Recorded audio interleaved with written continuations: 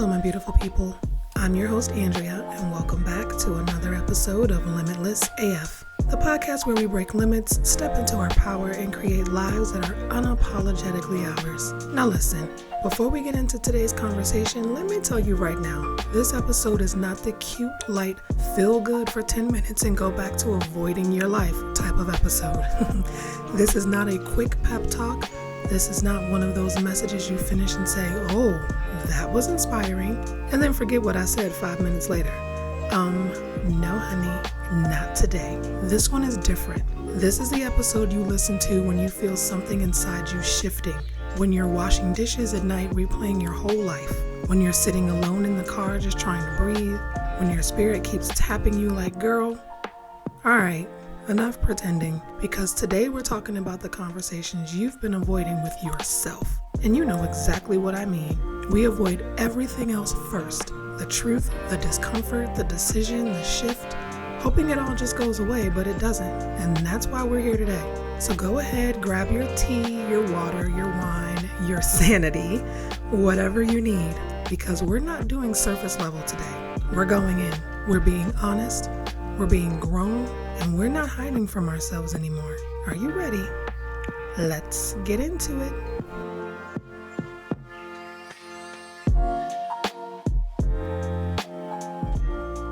Now, when I say you've been avoiding the conversation you need with yourself, I'm not dragging you.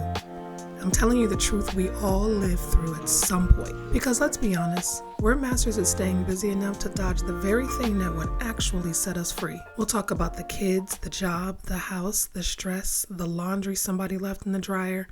Again.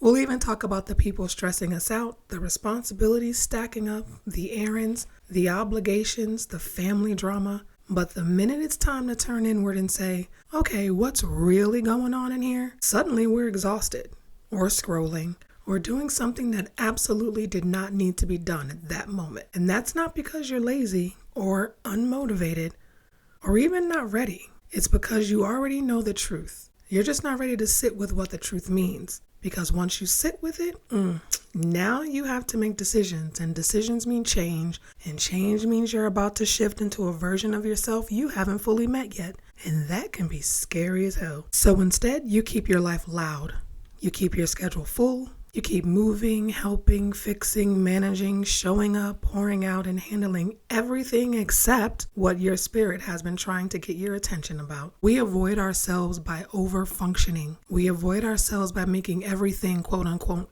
urgent. We avoid ourselves by prioritizing everyone else's needs over our own. We avoid ourselves by living on autopilot, doing the same thing, feeling the same way, saying the same lines, but never getting close to our truth. Avoidance becomes a routine, a lifestyle, a survival mechanism.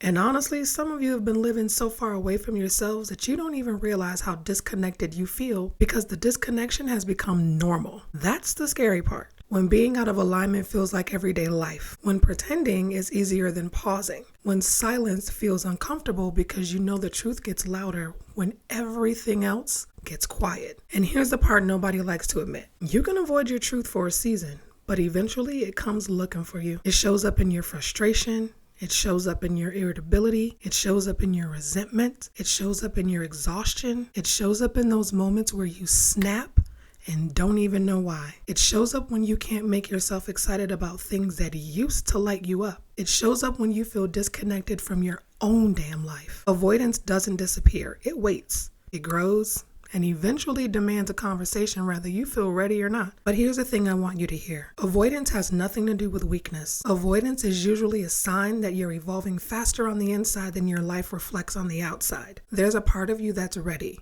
You're just trying to bring the rest of yourself up to speed. You're not avoiding because you're incapable. You're avoiding because you know once you admit the truth, you can't go back to who you were. And that is where the fear lives. Not in the truth, but in the transformation that comes with it.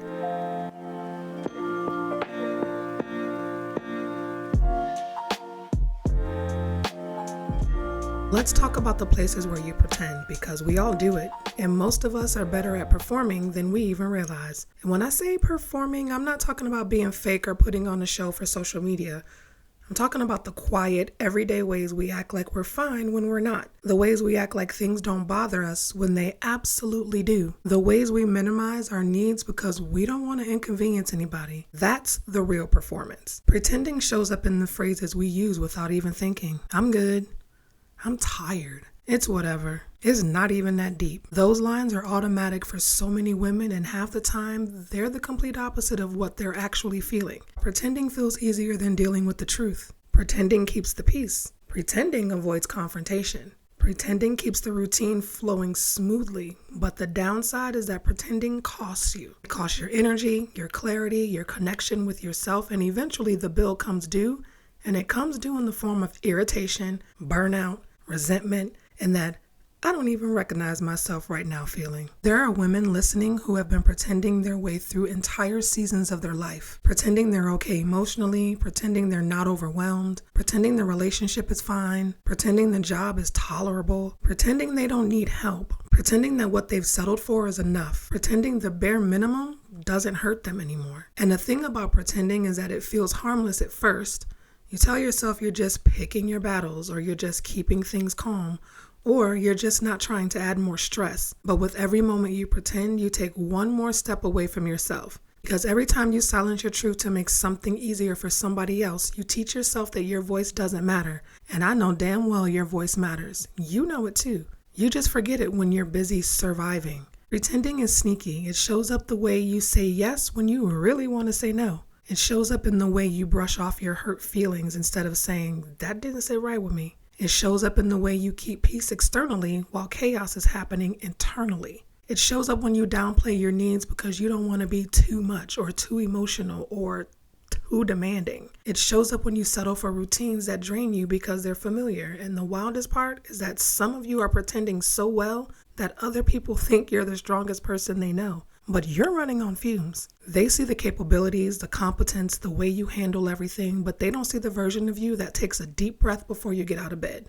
They don't see the way you talk yourself through the day. They don't see the pressure you carry alone. They don't see the way your spirit keeps tapping you, saying, we can't keep doing this. Pretending is the shield we use when the truth feels so heavy. But here's something I want you to hear clearly. The truth heals faster than the pretending ever will. Pretending drags the pain out, keeps you in cycles, keeps you tired, keeps you tolerating things that you don't deserve. There's nobody in your life worth abandoning yourself for. Not a partner, not a job, not a role, not an expectation, not a family narrative, not a routine. Nobody. And if you keep pretending long enough, you eventually lose the ability to even recognize what you feel, what you want, what you need, and what you deserve. You wake up one day and you realize you've been living a life based on what's expected of you and not what's true for you. This episode, this conversation is your reminder that pretending isn't protecting you anymore. It's exhausting you, and you deserve better than exhaustion disguised as stability.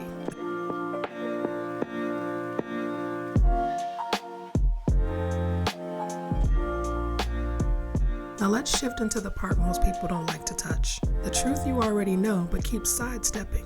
And look, I'm not coming at you with judgment because every woman has that one truth she tiptoes around. The truth you feel in your body before you admit it in your mind. The truth that shows up in your mood, your patience, your energy, the way you breathe, the way you move through your day. The truth that pops up when you're alone in the car or folding towels or staring at the ceiling in the middle of the night. And it's funny, not ha-ha funny, but ironic funny. Because the things we avoid the longest are usually the things we've known the longest. You're not confused, you're not lost, you're not trying to figure it out. You already know. You just haven't given yourself permission to do anything with the truth sitting in your chest. Let me give you a few examples of what I mean, because sometimes saying it out loud helps you see yourself more clearly. There's the truth about the things you've outgrown, the friendships that feel like history instead of connection, the routines that used to serve you but now drain you, the responsibilities you picked up years ago that don't fit the woman you've become. Something in your life has expired, but you keep trying to convince yourself you can make it work. Then there's the truth about what you really want now. And I don't care how old you are, wanting something different isn't a crisis. It's growth. Your desires at 25 cannot carry you at 45. You're not supposed to want the same things, but we get stuck because we treat change like betrayal instead of evolution. There's also the truth about your emotional exhaustion, the quiet kind that doesn't make a scene but shows up in all the ways you feel disconnected from yourself. People ask you, what's wrong? And you say, oh, I'm just tired. Well, you're not just tired. You're depleted. You're carrying emotional weight that nobody sees, but everybody benefits from. And then there's the truth about the life you're tolerating. Certain habits, certain patterns, certain relationships, certain environments, they don't match you anymore. They don't support you anymore. They don't inspire you. But because they make sense on paper, or they're familiar, or they don't look bad, you convince yourself they're fine. But the part that we don't say out loud, when your spirit is done, it's done. And once your truth hits a certain point, pretending becomes physically uncomfortable. You feel it in your chest, in your mood, in your reactions, in your silence. Your body will always tell you the truth before your mouth does. The truth you're avoiding is usually the truth that, once acknowledged, would start the domino effect in your life. It would force the conversation, force the boundary, force the decision, force the shift, and that's why you dodge it. Because you know once you admit it, you can't go back to pretending you never realized it. I really want you to hear this. Your truth is not here to ruin your life. It's here to realign it. It's here to guide you. It's here to grow you. It's here to pull you back into yourself. It's here to remind you of who the fuck you are. Dodging your truth doesn't make you safe. It makes you stagnant. And there's nothing more suffocating than living in a version of yourself you've outgrown. This is the moment where you ask yourself, what truth have I been avoiding? What am I scared to admit because of what might change once I say it? And trust me, whatever that answer is, that's exactly where your power lies.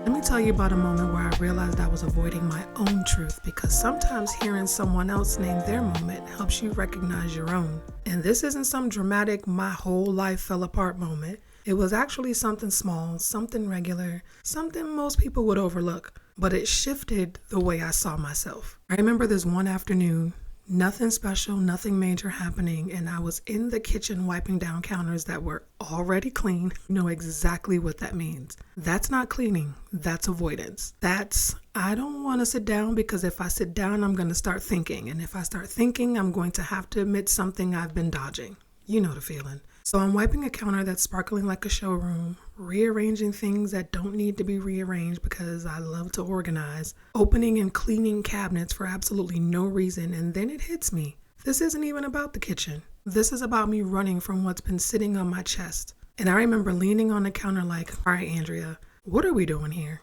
What are we trying not to think about? And the truth rolled in so fast I didn't even have time to resist it. It was one of those moments where the truth doesn't whisper, it just walks in and sits down like, hey girl, I've been waiting for this moment.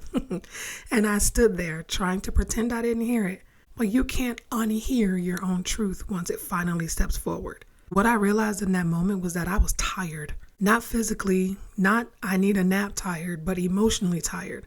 Tired of carrying everything. Tired of swallowing things I should have addressed. Tired of showing up for everyone but myself. Tired of keeping the peace at the expense of my own. Tired of telling myself it's okay when it clearly wasn't. And the wildest thing is, nothing specific happened that day. Nobody said the wrong thing. Nothing went wrong. It was just a quiet honesty that hit me. And I couldn't lie to myself anymore. I remember standing there thinking, if I don't sit down and tell myself the truth, I'm going to keep repeating the same year, the same habits, the same patterns, the same emotional exhaustion. That was the moment I realized avoiding myself wasn't protecting me. It was stretching me thin. It was disconnecting me from myself. It was dimming me without me even noticing it.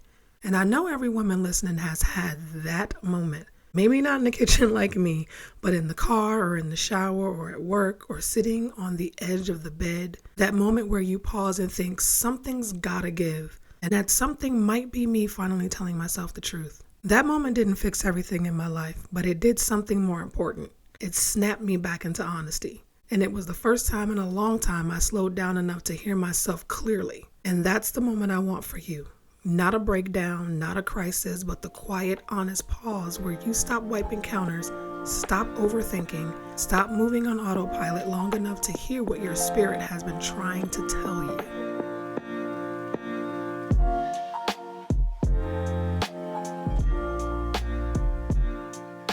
Now, I know this has been a lot, but now that we've talked about the avoidance, the pretending, and the truth that's been tapping on your shoulder, I want you to shift into something really important. How to actually start the conversation with yourself without overwhelming yourself, without trying to fix your whole life in one night, and without turning this into another thing on your to-do list. Because let's be clear, this is not about waking up tomorrow and reinventing your whole life. This is about reconnecting with yourself in a way you've probably been avoiding for years.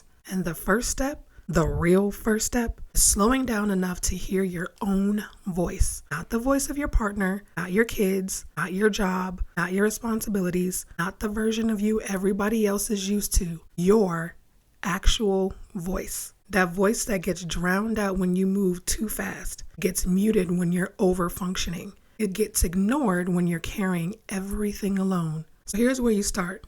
You start with honesty. Not perfection, not solutions, just honesty. You can sit on your couch, sit in your car, stand in the shower, doesn't matter where, but ask yourself out loud or in your head, what have I been avoiding? Don't make it dramatic. Don't force it. Don't perform it. Just ask the question. Your spirit will answer before your mind does. Then sit with it. Don't rush to fix it. Don't rush to justify it. Don't rush to make excuses. Just sit with the truth long enough for it to breathe. The second step is asking yourself, well, what do I do right now? Not what your family needs, not what your job needs, not what your responsibilities need, what you need. It might be rest. It might be boundaries. It might be clarity. It might be emotional space. It might be support. It might be a hard decision you've been avoiding, but whatever the answer is, don't judge it. Don't negotiate with it. Just acknowledge it. The third step is something most women never do. That's admit where you're pretending. Yeah, this one stings a little. I'm not even gonna lie.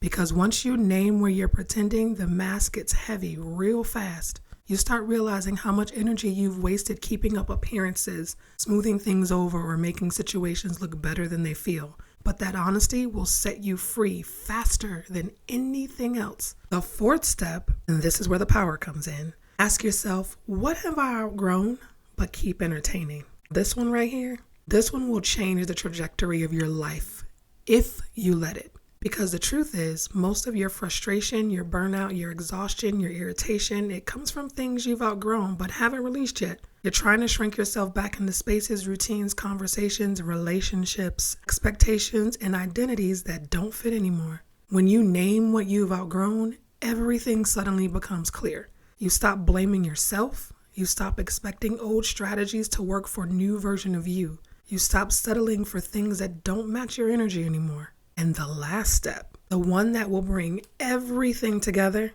go ahead and ask yourself, what version of me have I been keeping on hold? Because that's the real conversation. That's the part you've been dodging. There is a version of you wiser, calmer, bolder, more aligned, more honest that's been sitting in the background like, whenever you're ready, I'm here. She's not loud. She's not dramatic. She's not impatient. She's simply waiting for you to catch up to yourself. And when you start having real conversations with yourself, she steps forward. Not the pressure, not the anxiety, with clarity, with direction, with peace. She's the one who helps you make decisions without guilt. She's the one who stops entertaining chaos. She's the one who knows exactly what you deserve. She's the one who refuses to abandon herself again. Starting the conversation with yourself isn't about doing work. It's about finally listening to the woman you've become, the wiser one, the grounded one, the one who knows better, the one who's tired of pretending.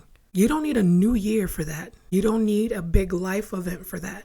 You don't need a breakdown for that. All you need is a moment where you decide, I'm done avoiding myself. And that moment needs to be today.